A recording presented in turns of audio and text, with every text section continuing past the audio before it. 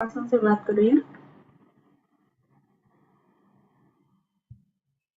रागादि रोगान् सततानुशक्तान् अशेष काय प्रसृतान् शेषान् औत्सुक्यमोहारतिदान् जघान यो पूर्ववैद्याय नमोस्तु तस्मै. आपण स्वेदविधी अध्याय वाचतोय आणि स्वेदविधी बघत असताना त्यातले आपले काही श्लोक झालेले होते आणि आज आपण त्याच्या पुढचा म्हणजे 24वा जो श्लोक आहे तिथेपासून सुरुवात करणार आहोत.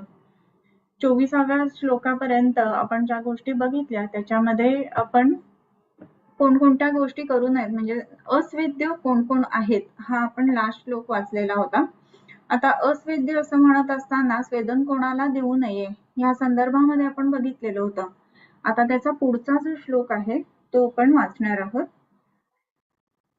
त्याच्यामध्ये 24वा श्लोक आहे. पुढे आपल्या इथेपर्यंत झालेलं होतं. गर्भिणी पुष्पिताम सुताम मृदू च अत्येके गदे. अत्येक व्याधी असताना किंवा गर्भिणी आणि सुतिका या संदर्भामध्ये विचार करत असताना आपल्याला जेव्हा जेव्हा स्वेदन द्यायचं असेल तर त्यावेळेला स्वेदन देताना आपण काही विशिष्ट गोष्टींचा विचार करायला पाहिजे आणि ते ठरवून त्याप्रमाणे मृदूच्या अत्येके गदे म्हणजे अत्येकता असताना किंवा आपल्याला ते द्यायचंच आहे असं असताना आपल्याला काय करायला हवं तर आपण त्या ठिकाणी स्वेदन जेव्हा देतो ना तर त्यावेळेला आपल्याला मृदू स्वेद देणं ही गोष्ट करणं गरजेची आहे. इथेपर्यंत आपण बघितलेलं होतं. याच्यानंतरचा जो श्लोक आहे त्याच्यामध्ये 24वा श्लोक. श्वास कास प्रतिष्ठाय हिद्मा आत्मान विबंधेषु स्वरभेद अनिल व्याधी श्लेष्माम स्तंभ गौरवे अंगमर्द कटी पार्श्व पृष्ठपुक्षी हनुग्रहे महत्वे मुष्कयोः खल्याम आयामे वातकंटके मूत्रकृच्छ्र अर्बुद ग्रंथी शुक्रघाताढ्य मारुते स्वेदम यथा यथम कुर्यात औषधीभि विभागतः. आता कोणकोणत्या ठिकाणी स्वेदन द्यावं किंवा स्वेद्य व्याधी कोणकोणते हे सांगत असताना वर्णन करतात की त्याच्यामध्ये कोणकोणत्या व्याधींमध्ये स्वेदन द्यायला हवं. आता हे ह्या श्लोकापासून सुरुवात होते. मग स्वेदन किंवा स्वेदनीय व्याधी कोणते तर ह्याच्यामध्ये सगळ्यात पहिलं आणि जे महत्वाचं आहे ना त्याच्यामध्ये आहे की श्वास. श्वास हा जो व्याधी आहे त्याच्यामध्ये स्वेदन करणं अतिशय महत्वाचं आहे. का आहे हे महत्वाचं हे सुद्धा आपण पाहायला हवं. आता स्वेदनाचा विचार जेव्हा जेव्हा आपण करतो त्यावेळेला श्वास आणि कास आणि प्रतिशाय हे तीन पहिल्यांदा येतात की स्वेद्य व्याधी म्हणून. तर आता श्वास कास प्रतिशाय असं म्हणत असताना त्याच्यामध्ये आणखीन काय महत्वाचं आहे तर हे तिन्ही जे व्याधी आहेत ना ते एकमेकांना अन्योन्य निदानभूत अशा पद्धतीचे किंवा कासवृद्ध्या भवेत श्वासहा असं सांगितलेलं आहे. तर हे असं पण ज्या वेळेला बघतो ना तर त्यावेळेला आपण ह्या तिन्ही गोष्टींचा एकत्रित विचार करणं हा भाग सुद्धा महत्वाचा आहे. मग आता या ठिकाणी आपण हे कशासाठी करायचं किंवा ह्याच्यामध्ये काय महत्व आहे तर हे बघत असताना श्वास कास आणि प्रतिशाय आपल्याला हे दिसताना ना सर्दी खोकला किंवा प्रतिशाय ह्या ज्या काही गोष्टी आहेत त्याच्यामध्ये आपल्याला असं वाटतंय पहिल्यांदाच म्हणजे प्रथम दर्शनी कसं दिसतं ते तर त्याच्यामध्ये असं वाटत असतं की हा आता ह्याच्यामध्ये जो संबंध आहे तर तो जास्ती करून कफाचा आहे आणि म्हणून स्वेदन द्यायला पाहिजे. पण खरी गोष्ट अशी आहे की ह्याच्यामध्ये आपण जर बघितलं ना तर कासवृद्ध्या भवेत श्वासहा असं म्हटलेलं आहे आणि कासाची संप्राप्ती कशी आहे तर कासाच्या संप्राप्तीमध्ये अधो प्रतिहत वायू अशी सुरुवात आहे आणि म्हणजे ह्याचा अर्थ काय होतो तर वायूचा संबंध इथे आहे म्हणजे नो डाऊट त्याची व्यक्ती जी आहे ना त्याच्यामध्ये कफ इन्व्हॉल्व आहे. परंतु त्याच्यामध्ये एक गोष्ट आपण लक्षात घ्यायला पाहिजे की ही वाताच्या गतीच्या संदर्भामध्ये हा भाग महत्वाचा आहे आणि म्हणूनच कास श्वास आणि प्रतिशाय हे जे आहेत ना तर ते महत्वाच्या दृष्टीने आपण जेव्हा बघतो तर त्यावेळेला स्वेद्य व्याधी म्हणून येतात. त्याच्यानंतरचं जे आहे कास श्वास प्रतिशाय हिद्मा आत्मान आणि विबंधेषु. हिद्मा असताना आत्मान असताना या गोष्टी सुद्धा तेवढ्याच महत्वाच्या. हिद्मा जो आहे ना ते कास आणि श्वासाची म्हणजे श्वास आणि हिद्माची चिकित्सा जी आहे ती एकत्रित येते हे आपल्याला सगळ्यांनाच माहिती आहे. आणि म्हणून हिदमाचा विचार जो आहे तो कास श्वास प्रतिष्ठा हिदमा इथपर्यंत एकत्रच जातो. आता ह्याच्या पुढे जे महत्वाचं येतं त्याच्यामध्ये आत्मान आणि विबंधिषु असं म्हटलेलं आहे. आत्मान असताना सुद्धा स्वेदन करणं हा खूप महत्वाचा भाग येतो. आत्मानामध्ये सुद्धा स्वेदन जे आहे ना ते महत्वाचं राहतं. का तर तिथे सुद्धा वाताची गती अवकुंठित होते आणि म्हणूनच आत्मान उत्पन्न होत असतं. पेरिस्टाल्टिक मुवमेंट्स जे आहेत तर ह्या पेरिस्टाल्टिक मुवमेंट्स जर का योग्य पद्धतीनं झाल्या नाहीत तर त्याचा परिणाम जो आहे ना तर तो आत्मानामध्ये आपल्याला दिसतो. बऱ्याच वेळेला विशिष्ट काही खाल्लंय किंवा खाल्लेलं नाहीये म्हणून सुद्धा आत्मान होत असतं. रिकाम्या पोटी आत्मान होत असतं. मग आता आत्मान होत असताना त्याच्यामध्ये विचार जो आहे ना तर तो वाताच्या गतीचा विचार महत्वाचा येतो आणि म्हणूनच आत्मानामध्ये स्वेदन ही गोष्ट महत्वाची. मग आता ज्या ज्या वेळेला आपले वेगवेगळे जे पेशंट्स असतात त्याच्यामध्ये जेव्हा पेशंट सांगतो की पोटात दुखतोय किंवा पोट जड होतंय किंवा मोशन्सला क्लिअर होत नाही आणि पोट फुगल्यासारखं वाटतंय, ह्या ज्या वेळेला कंप्लेंट्स आहेत ना त्यावेळेला आपण काय करायला पाहिजे तर त्यावेळेला स्वेदन करणं हा भाग खूप महत्वाचा राहतो. आता हे स्वेदन करत असताना त्याच्यामध्ये आणखीन काही गोष्टी आपण बघायला हव्यात. मग त्या कोणकोणत्या? जर स्वेदन करत असताना आपण पेशंटला हॉट वॉटर बॅगने पोट शेकून घे ही एक गोष्ट सिंपल आपण सांगू शकत असतो. त्याच्याच बरोबरीने काही विशिष्ट जे उपनाह आहेत त्याचाही परिणाम ह्या काय म्हणू आपण ज्याला की आत्मानामध्ये किंवा पोट दुखण्यामध्ये जास्त दिसत असतो. सो त्या दृष्टीने सुद्धा ह्याचा विचार करायला पाहिजे आणि मग आपण आपल्या पेशंट्सना सांगायला पाहिजे की अरे असं आहे तर आपण पहिल्यांदा पोट शेकणं हा भाग खूप महत्वाचा आहे. मग स्वेदन करत असताना प्रत्येक वेळेला आपण पोटाचं हॉट वॉटर बॅगने शेकणं ह्याच्या ठिकाणी उपनाह जर वापरले तर आपले इन्फ्लमेशन सुद्धा कमी यायला खूप मदत होत असते. सो त्या दृष्टीनेही याचा विचार आपला व्हायला हवा.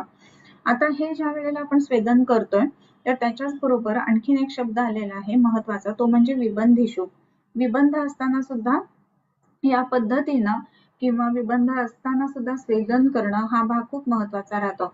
आता विबंध असताना स्वेदन करावं असं जेव्हा म्हणतो तर तो कशासाठी तर स्वेदन जे आहे ना तर ते वाताची गती प्राकृत करणारं असल्यामुळं विबंध जो आहे तो नष्ट होणं आणि विबंध नष्ट झाल्यानंतर त्या अवयवाला किंवा त्या ऑर्गनला किंवा त्या संधीला योग्य गती प्राप्त होणं ह्या गोष्टी होत असतात आणि म्हणून हे महत्वाचं. त्याच्यानंतर स्वरभेद अनिल व्याधी वात श्लेष्म स्तंभ गौरवे असं आलेलं आहे. स्वरभेद असताना सुद्धा स्वेदन करायला पाहिजे. मग आता ह्याच्यामध्ये सगळे गाणारे लोक येतात. तुम्ही जर बघितलं असेल ना तर गाणारे लोक जनरली आईस्क्रीम फारसे खात नाहीत आणि दुसरी एक महत्वाची गोष्ट ते जे करत असतात ना ती महत्वाची गोष्ट म्हणजे गरम पाणी पिणं. थर्मासोबत ठेवलेला असतो आणि पाणी गरम घेत असतात आणि त्याच्यामुळे काय व्हायला लागतं तर थर्मास आहे पाणी गरम घेतात ह्या गोष्टींमुळे एक महत्वाचा भाग त्याच्यामध्ये आपल्याला दिसतो की रेग्युलर जर का गरम पाणी प्यायलं गेलं ना तर त्याचा परिणाम जो आहे तर तो परिणाम म्हणून सुद्धा आपल्याला असं दिसतं की घसा शेकला जातो आणि घसा शेकल्यामुळे आवाज चांगला व्हायला लागतो. आता घसा शेकणं आवाज चांगला होणं ह्या गोष्टी सुद्धा तेवढ्याच महत्वाच्या आणि म्हणून आपण ह्या पेशंट्सना आपल्या सांगू शकत असतो की तुम्ही रेग्युलरली गरम पाणी प्या. त्याच्यानंतर स्वेदनाच्या संदर्भात अजून एक भाग आपण वेगवेगळे स्वेदनाचे प्रकार बघितले तर त्याच्यामध्ये अजून एक आपल्याला करता येऊ शकत असतं की ते म्हणजे गार्गल्स किंवा गुळण्या करण्यासाठी आपल्याला पेशंटला औषधं देता येत असतात. सो गाणारे किंवा स्वरभेदाचे जे पेशंट आहेत तर त्यांच्यामध्ये सुद्धा गुळण्यांच्या औषधाचं हे एक महत्व राहू शकतं. त्याच्यानंतर स्वरभेद अनिल व्याधी वातव्याधींमध्ये स्वेदन हे अतिशय महत्वाचं आहे. वाताची जर आपण चिकित्सा बघितली ना तर वाताच्या चिकित्सेमध्येच एक गोष्ट महत्वाची सांगितलेली आहे आणि ती जी चिकित्सा आहे त्याच्यामध्ये स्नेहन आणि स्वेदन या गोष्टी दोन महत्वाच्या. सो वातव्याधींमध्ये म्हणजे कुठल्याही पद्धतीचा जो वातव्याधी आहे त्या सगळ्यांमध्ये आपल्याला स्वेदन करणं हा भाग महत्वाचा राहतो. त्याच्यानंतर श्लेष्म आम स्तंभ गौरवे असं म्हटलेलं आहे. श्लेष्म कफाचे व्याधी असताना सुद्धा स्वेदन करणं ही गोष्ट खूप महत्वाची. आता कफाचे व्याधी असताना आता शीत हा गुण जो आहे तो कफाचा आहे आणि त्याच्या विरुद्ध स्वेदनाचा गुण आहे तो उष्ण आहे आणि म्हणून कफ कमी करण्याच्या दृष्टीने म्हणून स्वेदन महत्वाचं राहतं. मग घसा बसणं ह्याच्यामध्ये वातज स्वरभेद असो किंवा कफज स्वरभेद असो दोन्ही गोष्टींमध्ये सुद्धा आपल्याला स्वेदन करता येत असतात. त्याच्यानंतर आम, स्तंभ आणि गौरवे असे पुढचे 3 शब्द आलेले आहेत. सामता असताना स्वेदन करणं हे खूप महत्वाचं. आता त्याच्यामध्ये आपण सामता असणारे बरेचसे व्याधी बघतो. मग आता सामता असणाऱ्या व्याधींचा एक महत्वाचा भाग म्हणजे आमवात. आमवातामध्ये पण स्वेदन महत्वाचं. मग ते स्वेदन आपण कोणत्या पद्धतीचं घेतोय किंवा कोणतं स्वीकारतोय हे महत्वाचं. मग त्या ठिकाणी वृक्ष स्वेद करणं ही गोष्ट महत्वाची राहते. आणि काही ठिकाणी जिथे वृक्षतेने वात वाढलेला आहे तिथे स्निग्ध स्वेद करणं महत्वाचं. सो या दृष्टीने या स्वेदनाचा विचार करायला पाहिजे.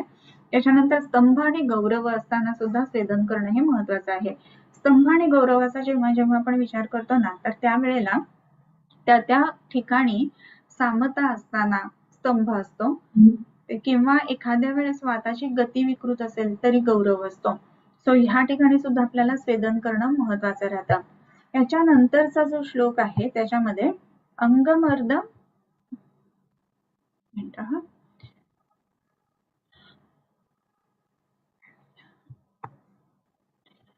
त्याच्यानंतरचं जे आहे त्याच्यामध्ये अंगमर्द कटी पार्श्व पृष्ठ कुक्षी अनुग्रहे ग्रह असताना कोणत्या कोणत्या ठिकाणी तर अंगमर्द असताना कटी पार्श्व पृष्ठ कुक्षी आणि हनु यांच्या ठिकाणी ग्रह असताना अंगमर्द असताना अंगमर्द हे लक्षण जे येते ना ते सगळ्यात पहिलं आपण बघायला पाहिजे की कशाचं लक्षण आहे. तर अंगमर्दाचं लक्षण जे आहे ते रसदुष्टीच्या लक्षणांमध्ये येतं आणि रसाला आश्रित जो आहे तो कफ आहे आणि म्हणून कफाच्या व्याधींमध्ये जर स्वेदन चालतं तर रसाच्या व्याधींमध्ये सुद्धा स्वेदन युक्त असायला हवं. तर त्या दृष्टीने अंगमर्द असताना अंग दुखत असताना सुद्धा स्वेदन महत्वाचं. त्याच्यानंतर कटी पार्श्व पृष्ठ कटी आणि हनुग्रह याचा अर्थ असा की कटिग्रहे पार्श्वग्रहे पृष्ठग्रहे कुक्षीग्रहे आणि हनुग्रहे. आता हे सगळे अखडलेले असताना या अर्थाने म्हणजे कंबर अखडलेली असताना पण बरेच पेशंट्स आपण वेगवेगळे बघतो की कटिग्रह असतो म्हणजे वागताना किंवा इव्हन वाकल्यानंतर सुद्धा उठून झोपताना म्हणजे झोपायच्या टाइमला सुद्धा त्यांना कंबर दुखत असते किंवा कंबर हलवणं ही सुद्धा गोष्ट कठीण असते. मग हे कटिग्रह असणारे जे जे पेशंट्स असतात ना त्यांच्यामध्ये सुद्धा आपल्याला बघावं लागतं की स्वेदन देणं. मग इव्हन कटिशूलाचे जे पेशंट्स आहेत तर त्यांच्यामध्ये सुद्धा आपल्याला स्वेदन देणं हा एक भाग महत्वाचा राहत असतो. त्याच्यानंतरचं जे आहे पार्श्वग्रह असताना पार्श्वभागामध्ये ज्या ज्या वेळेला ग्रह आहे त्या वेळेला सुद्धा स्वेदन ही गोष्ट एक महत्वाची राहते. मग आता हे स्वेदन करत असताना कोणत्या ह्याने करायचं तर ते आपण बघितलं की ज्या ज्या पद्धतीचा किंवा ज्या गुणांनी दोषांचा प्रकोप झालेला असेल त्या गुणांच्या विरुद्ध म्हणजे स्निग्ध किंवा वृक्ष हे 2 स्वेद आपल्याला त्या ठिकाणी वापरायचे आहेत. आता हे करत असताना त्याच्यामध्ये पृष्ठ आणि कुक्षी असे अजून 2 शब्द आलेले आहेत. पृष्ठग्रह असताना सुद्धा आपल्याला बघायला लागतं की पृष्ठग्रह आहे तर तिथे सुद्धा आपल्याला स्वेदन द्यायचं आहे. त्याच्यानंतर आपल्याला आणखीन काही गोष्टी सांगितल्या त्याच्यामध्ये हनुग्रह. ओके, आता हनुग्रह असं असल्यानंतर हनु म्हणजे काय तर हनुवटी आणि हनुग्रह म्हणजे जबडा जो आहे ना तो अखडला असेल तर मग आता जबडा जेव्हा अखडलेला असतो तर त्याच्यामध्ये आणखीन काय काय महत्वाचे त्याच्यामध्ये भाग येतात तर अर्दित जे आहे ना तर ते सुद्धा हनुग्रह हे एक लक्षण अर्दितामध्ये सापडतं आपण बघतो. तर हनुग्रह हे जर लक्षण अर्दितामध्ये असेल तर त्यानुसार सुद्धा आपण त्याचा विचार करायला पाहिजे. आणि मग हनुग्रह असताना अर्दित सुद्धा वातव्याधींमध्ये येतं आणि म्हणूनच वातव्याधींच्या संदर्भामध्ये सुद्धा आपल्याला या गोष्टी बघायला महत्वाचे राहतं. त्याच्यानंतर महत्वे मुष्कयोः खल्याम आयामे वातकंटके. आता इथे म्हणत असताना मुष्कयोः म्हणजे मुष्काच्या ठिकाणी सुद्धा जर का जखडलेलं असेल तर तिथे सुद्धा स्वेदन देणं गरजेचं आहे. ऍक्च्युली आपण आधी बघितलेलं होतं की मुष्काच्या ठिकाणी स्वेदन अयोग्य आहे परंतु ग्रह असताना मात्र त्या ठिकाणी आपण करू शकतो. मग ते करताना मृदू स्वेद या पद्धतीने आपल्याला करायला हवं. त्याच्यानंतर खल्ली खंज आणि आयाम त्याच्यामध्ये अंतरायाम आणि निरायाम बहिरायाम हे 2 सांगितलेले आहेत. तर आयाम म्हणजे दोन्ही पद्धतीचा की अंतरायाम असेल किंवा बहिरायाम असेल तर दोन्हीच्या ठिकाणी सुद्धा आपल्याला काही विशिष्ट हे जे स्वेदन सांगितलेलं आहे ते महत्वाचे राहतं. मग हे ज्या ज्या वेळेला आपण करतो ना तर त्या वेळेला खल्ली असताना म्हणजे एकच पाय ओढत ओढत चालणं असं असताना तिथे सुद्धा आपल्याला स्वेदन गरजेचं आहे. त्याच्यानंतरच आलेलं आहे की वातकंटक. वातकंटक असताना सुद्धा स्वेदन आपल्याला करणं महत्वाचं राहतं. वातकंटक म्हणजे गुल्फ संधी जो आहे तर त्याच्या ठिकाणी पेन असतं, ज्याला आपण मराठीमध्ये नॉर्मली पाय मुरगळणं म्हणतो, म्हणजे वातकंटक. आता पाय मुरगळला असेल तर तिथे हॉट फोमेंटेशन होणं ही गोष्ट खूप जास्त महत्वाची. हॉट फोमेंटेशन असं म्हणत असताना ज्या ज्या वेळेला आपण तिथे गरम कपडा लावून शिकणं म्हणजे तापस्वेद करतोय किंवा उपनाह करतोय, विशिष्ट लेप गरम लावतोय, असं जर का केलं ना तरी त्याच्यामध्ये आपल्याला दिसतं की त्याचा परिणाम चांगला येतो. त्याच्यानंतर मूत्रकृच्र अर्बुदक ग्रंथी शुक्र आढ्य वात मारुते असं म्हटलेलं आहे. मग आता मूत्रकृच्र असताना युरिनेशनच्या वेळेला त्रास होणं किंवा अर्जन्सी असणं किंवा इरिटेशन असणं, ह्या सगळ्या गोष्टींमध्ये सुद्धा स्वेदन द्यावं. आता इथे संबंध मूत्रकृच्राचा असं काय होणार आहे की अरे स्वेदन दिल्यानंतर काय फरक पडणार आहे, तर वाताचं जे अपानाचं कार्य आहे त्याच्यामध्ये शुक्र आर्तव शकृत मूत्र गर्भ निष्क्रमण क्रिया हा असं हे वाताचं कार्य सांगितलेलं आहे. मग त्या ठिकाणी वाताचं एक्सक्रिशनचं किंवा मूत्र बाहेर टाकण्याचं जे कार्य आहे तर तिथे वाताची गती विकृत झालेली असल्यामुळे सुद्धा काही वेळेला सिम्पटम्स येण्याची शक्यता असते. आणि म्हणून मूत्रकृच्र असताना वाताच्या गतीचा सुद्धा विचार करायला पाहिजे, नक्की केवळ मूत्राचा विचार करायला पाहिजे, कारण मूत्र बाहेर पडत असताना वाताच्या गतीच्या संदर्भातच हे येतात, लक्षणं येतात. म्हणून मूत्रकृच्र असताना स्वेदन द्यायचं आहे. त्याच्यानंतर वेगवेगळे अर्बुद असताना सुद्धा स्वेदन देणं हे महत्वाचं आहे. आता अर्बुदाच्या ठिकाणी आपण बघतो की तिथे उच्छेद असतो आणि मग त्या ठिकाणी विशिष्ट लेप लावल्यानंतर बऱ्याच वेळेला हे अर्बुद जे आहेत ना ते रिग्रेस होणं, कमी होणं ही गोष्ट होते किंवा ते ओपन अप होऊन स्राव होणं, ह्या गोष्टी व्हायला लागतात. स्राव होऊन गेल्यानंतर सुद्धा बऱ्याच वेळेला हे अर्बुद आहेत ना ते उत्तम पद्धतीने बरे होतात. आतमध्ये काही पस पॉकेट्स असतील तर आणखीन त्याच्यामध्ये उपनाह करणं हा भाग महत्वाचा राहतो. सो अर्बुदामध्ये विशेष करून आपण उपनाह स्वेदाचा विचार जास्ती करून करायला हवा. त्याच्यानंतर ग्रंथी असताना जसं अर्बुदाचं त्याचप्रमाणे ग्रंथीचं. त्याच्यानंतर शुक्राघात, शुक्र दोष असताना, शुक्राघात असा शब्द वापरलेला आहे. वेगवेगळे जे अष्टप्रकार सांगितले, वातादि कुणपक ग्रंथी, पूय क्षीण मलावयम, बीजा समर्थम, बीज असमर्थ होण्याची जी जी कारणं आहेत त्याच्यामध्ये 8 प्रकार सांगितले शुक्रदृष्टीचे. आणि तसे असताना आपण काय करायला हवं तर स्वेदन द्यायला पाहिजे. बऱ्याच वेळेला शुक्रम सोमात्मकम असं म्हटलेलं आहे आणि मग आपण पेशंटना सोमात्मक गोष्टी जास्त देण्यावरती आपला भर असतो. आणि असं झाल्यानंतर काय होतं की सोमात्मक आहे आणि आपण जर का तिथे शैत्य करत गेलो, किंवा शीत चिकित्सा करत गेलो तर शुक्र वृद्धी ह्या दृष्टीने त्याचा उपयोग नक्की होईल, नाही असं नाहीये. परंतु जर का बऱ्याच वेळेला आपण बघतो की पॅम्पेनिफ्रॉम प्लेक्सस जे असतं तर त्याच्यामध्ये व्हेरिकोसील आहे. मग असं जर का आहे तर तिथे वाताच्या गतीचा संबंध येतो.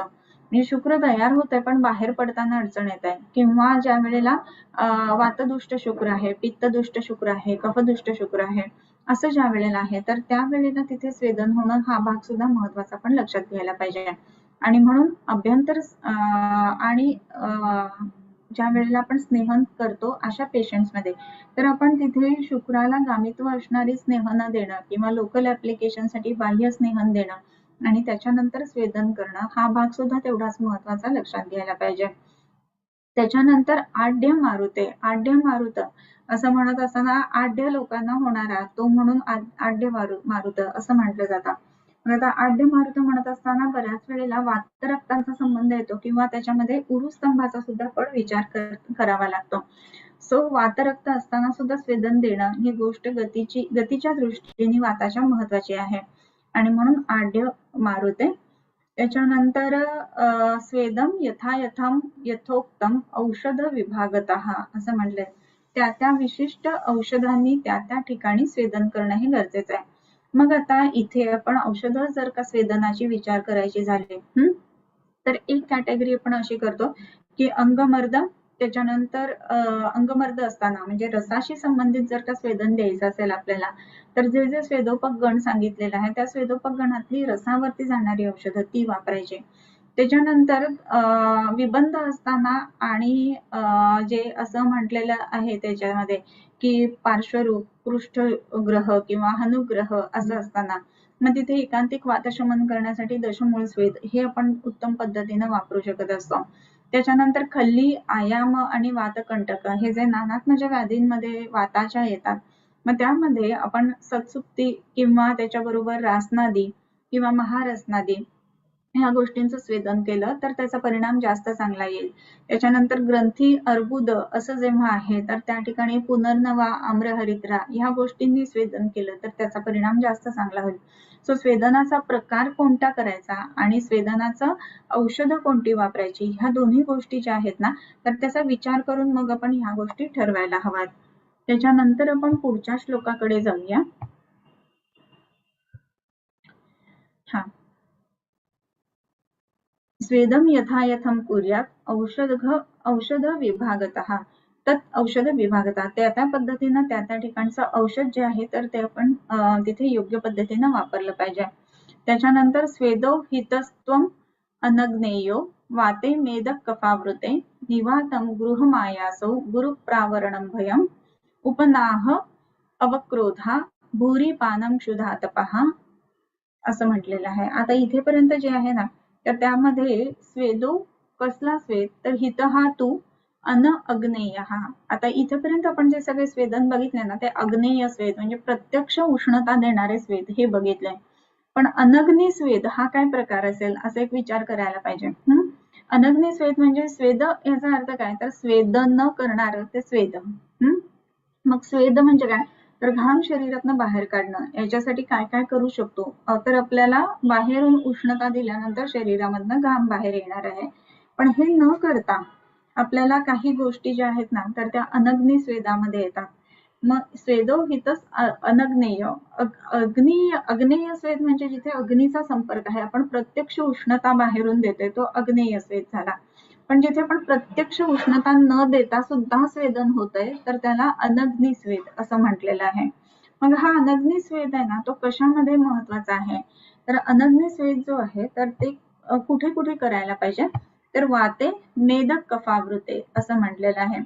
म्हणजे काय तर मेद कफावृत वायू असताना अनग्नी स्वेद करायला पाहिजे. आता असं का करायचं मेद कफ आणि आवृत वात असताना. आता मेद आणि कफ याने आवृत वात आहे. वाताची गती तर आपल्याला प्राकृत करायची आहे आणि म्हणून स्वेदन तर गरजेचं आहे. परंतु मेद आणि कफ या दोन्ही गोष्टी ज्या आहेत ना त्याच्यामध्ये एकत्रितरित्या त्या आल्या की धातुपाक जास्त होण्याची शक्यता आहे आणि म्हणून तिथे प्रत्यक्ष स्वेद किंवा अग्नी स्वेद आपल्याला देता येत नाही.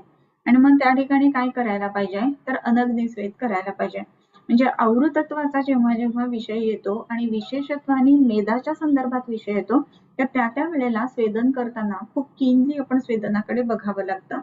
मग आता हा स्वेद करायचा कसा अनग्नी स्वेद म्हणजे स्वेद न करता तर आपल्याला एकतर गोष्ट सगळ्यांना माहित असते की पांघरूण घेऊन झोपल्यानंतर घाम येतो. सो हा सुद्धा म्हणजे प्रावरण हा सुद्धा एक अनग्नी स्वेद आहे. आणखीन वेगवेगळे प्रकार आहेत. निवातम गृहमायासो म्हणजे ज्या घरामध्ये वारं येत नाही अशा ठिकाणी राहणं. आता आपण सगळेच जण अनुभवतो की वारं येत नसेल ना तर अनइझी होतं, घाम यायला लागतो, रेस्टलेस होतं, बरोबर.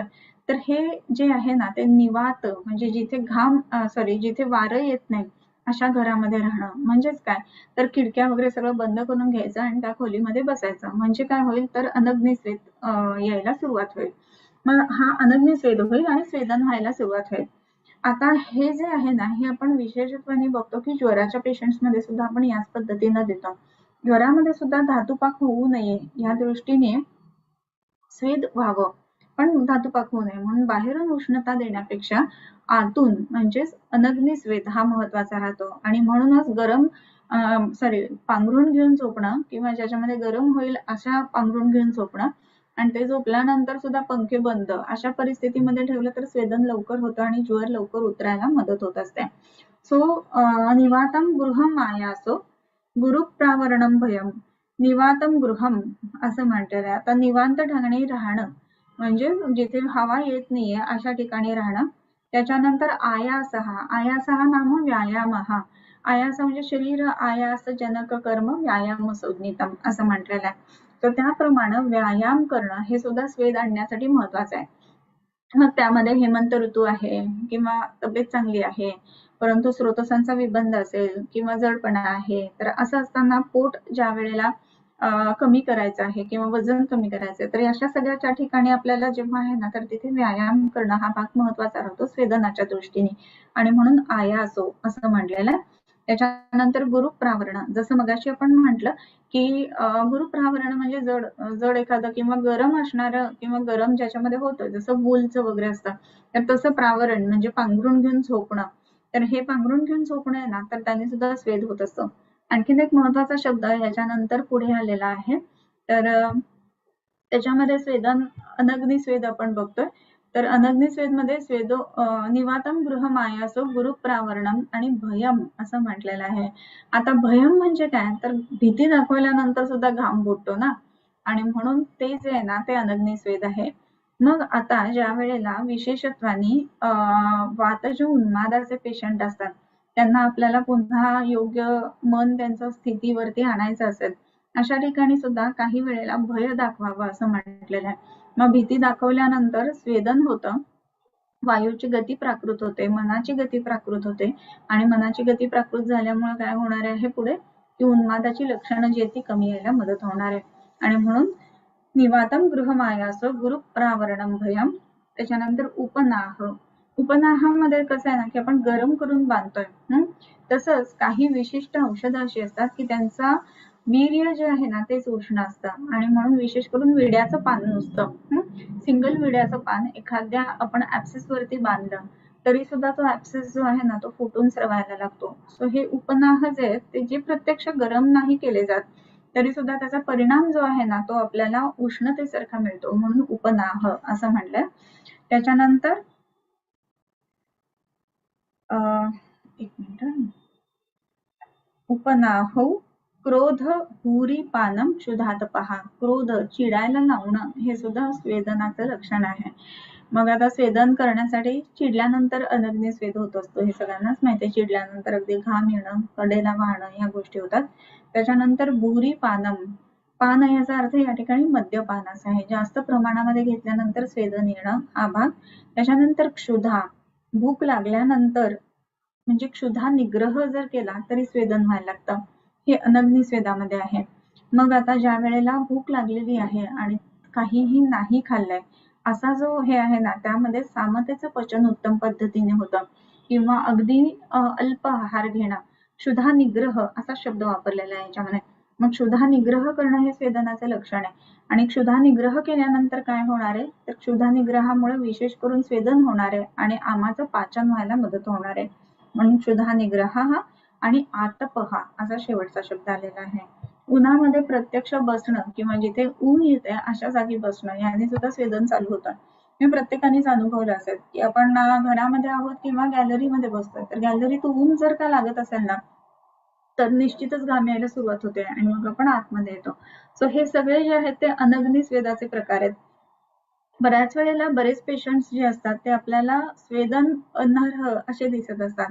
मग ह्या स्वेदन अनर्ह अशा पेशंट्स मध्ये सुद्धा आपल्याला जर का स्वेदन करायचं ही गोष्ट गरजेची असेल, तर त्या ठिकाणी आपल्याला काय करायला पाहिजे, तर आपल्याला स्वेदन करत असताना अनग्नी स्वेदाचा सुद्धा आपण तिथे विचार नक्की करू शकत असतो.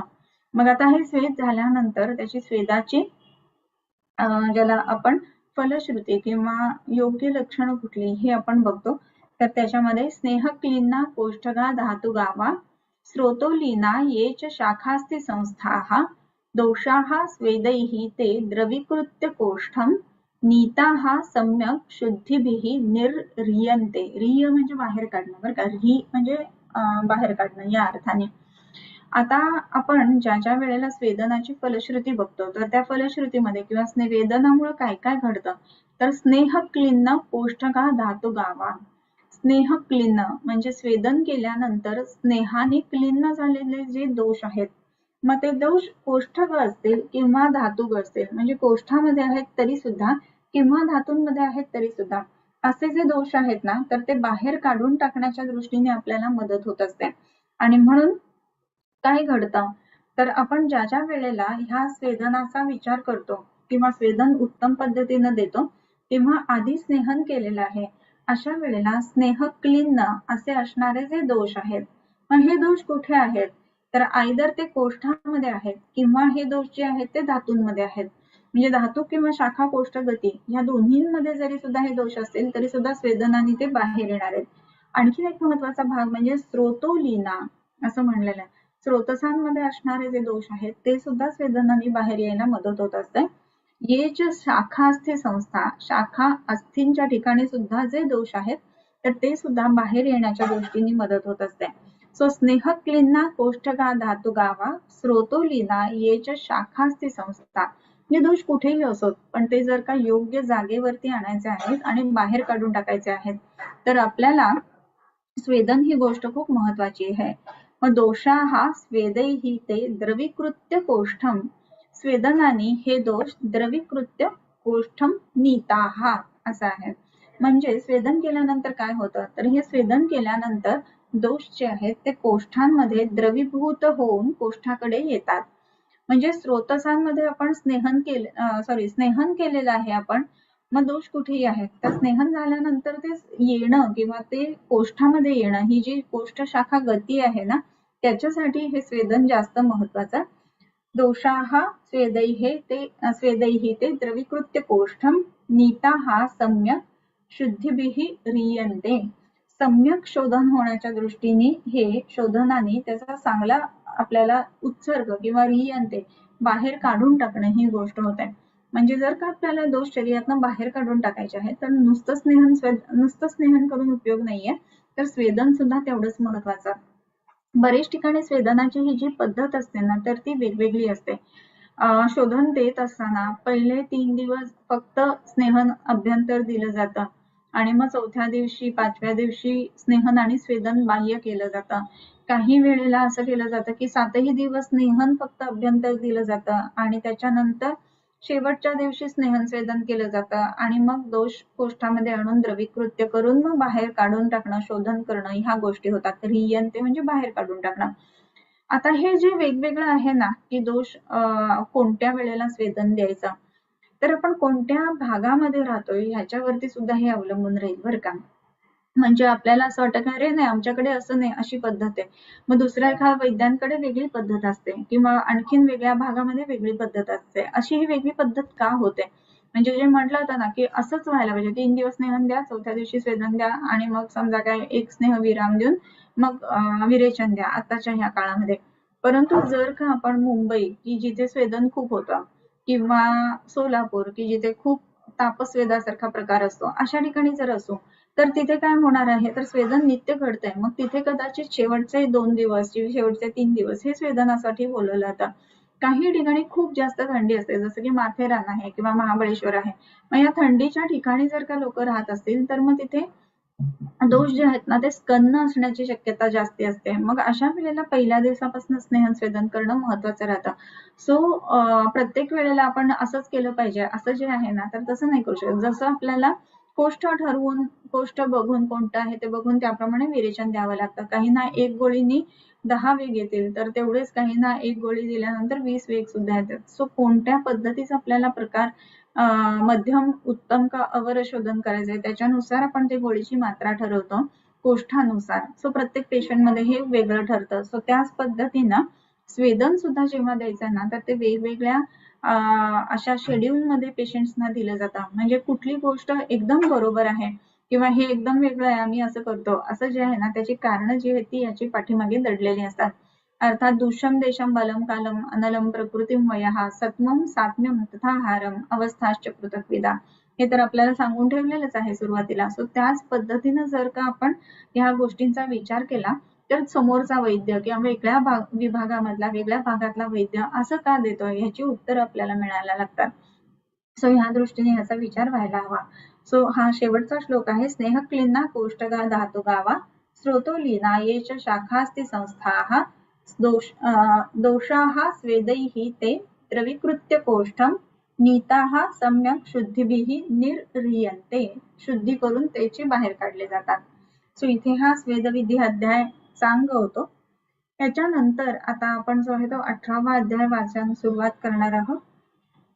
तत्पूर्वी एक श्लोक फक्त वाचूयात आणि आजचे जे काही तुमच्या शंका असतील त्या आधी घेऊयात आणि मग त्याच्यानंतर नेक्स्ट लेक्चरला आपण पुन्हा 18वा अध्याय वमन विरेचन जो आहे तो सुरुवात करणार आहोत.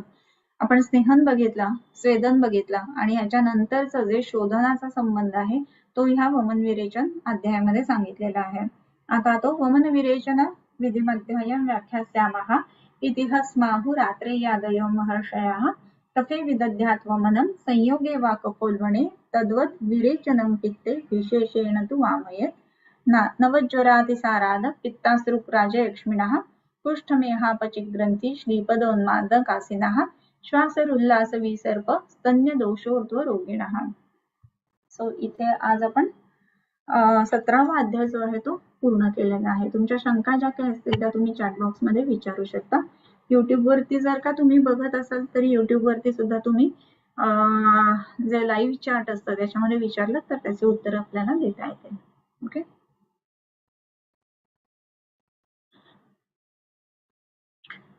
आपली पाठांतर स्पर्धेची वेळ जी आहे ती आता जवळजवळ येते. होपफुली बरेच जण पाठांतराला लागले असतील असं मला वाटतं. सो पाठांतर चांगल्या पद्धतीनं करा आणि बहुसंख्य लोकांनी याच्यामध्ये सहभाग घ्यावा असं एक मला वाटतं. सो त्या पद्धतीने तुम्ही तशा पद्धतीने तयारी करत असाल असं मी अपेक्षा करते.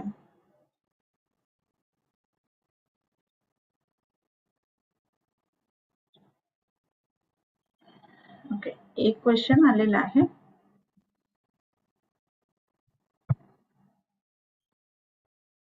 एक मिनिट.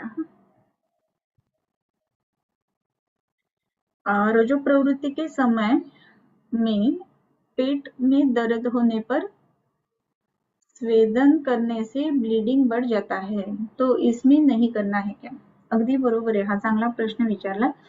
तर बऱ्याच वेळेला कसं असतं ना की पोट दुखतंय असं म्हटल्यानंतर बऱ्याच स्त्रिया ज्या असतात तर त्या हॉट वॉटर बॅग घेतात आणि हॉट वॉटर बॅग घेतल्यानंतर मग पोट दुखणं थोडंसं कमी येतं, परंतु त्याच्यामध्ये ब्लिडिंग वाढतं हा एक भाग होतो. याचं कारण काय? पित्तम तू स्वेद रक्तयोः असं म्हटलेलं आहे आणि तसं असल्यामुळं स्वेदन चालू केल्यानंतर ब्लिडिंग वाढणं ही गोष्ट होणं ही गोष्ट स्वाभाविकच आहे.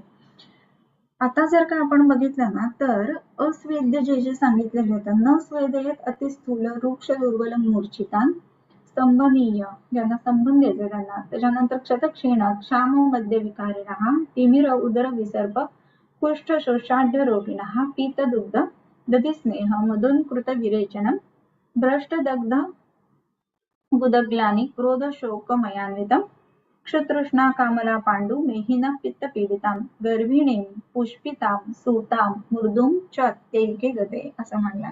आता गर्भिणी, सूतिका आणि पुष्पिता म्हणजे जी रजस्वला अवस्थेमध्ये आहे तर तिला सुद्धा स्वेदन जर द्यायचं झालं तर फक्त कधी द्यावं? मृदू स्वेदन द्यावं असं म्हटलेलं आहे. पण ह्याचाच अर्थ असा आहे की मृदू का द्यायचं हे स्वेदन?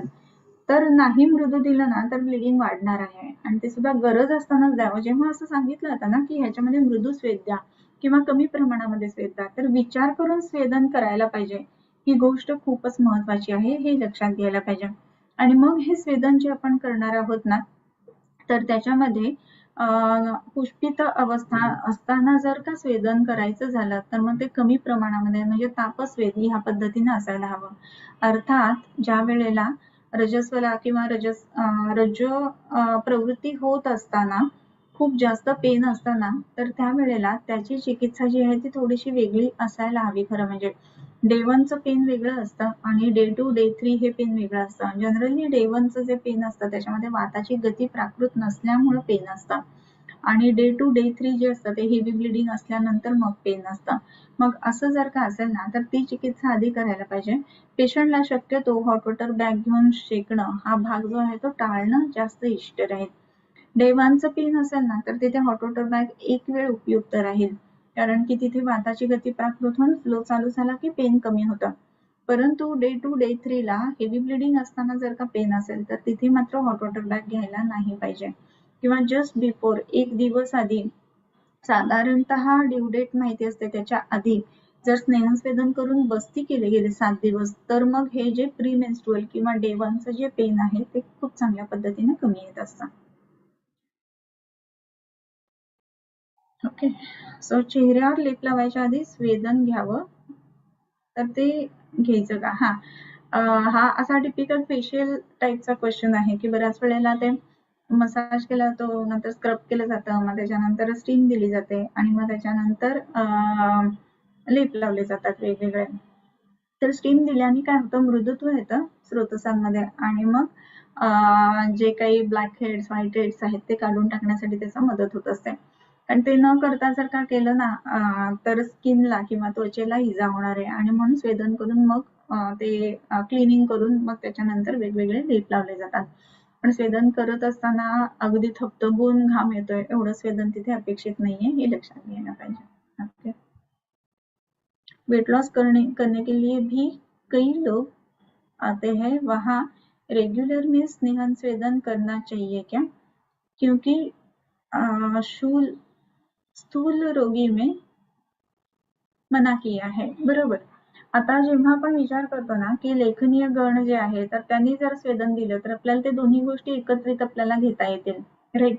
सो त्याच्यामुळं अशा पेशंटना लेखनीय गणाने स्वेदन देणं किंवा ज्याच्यामध्ये स्वेदनाची मात्रा कमी राहते. आता कसं आहे ना की खदिराचा काढा करून जर स्वेदन केलं ना तर त्याचा स्वेदनाचा जो थ्रेशोल्ड आहे ना तो जास्त राहतो आणि तेच आपण जर का बडीशेपेचा किंवा जिऱ्याचा काढा की जे स्वतः शीत धर्माचे आहेत याचे जर का स्वेदन दिलं ना तर त्याचा परिणाम आहे तो वेगळा राहतो. सो ह्या दृष्टीने आपण स्वेदनाची द्रव्य आहेत ना ती अशा वेळेला बदलायला हवीत. लेखनीय गण वापरणं किंवा देवदार वापरणं की ज्याच्यामध्ये उडनशील तेल असतं. त्याच्यामुळे काय होतं की स्वेदन खूप जास्ती म्हणजे थ्रेशोल्ड जो आहे स्वेदनाची जी मात्रा आहे ना ती कमी राहते आणि तसं झाल्यामुळे काय होतं धातुपाक नाही होत. या गोष्टी लक्षात घ्यायला पाहिजे. ओके. मला असं वाटतं सगळ्यांचे क्वेश्चन झालेले आहेत.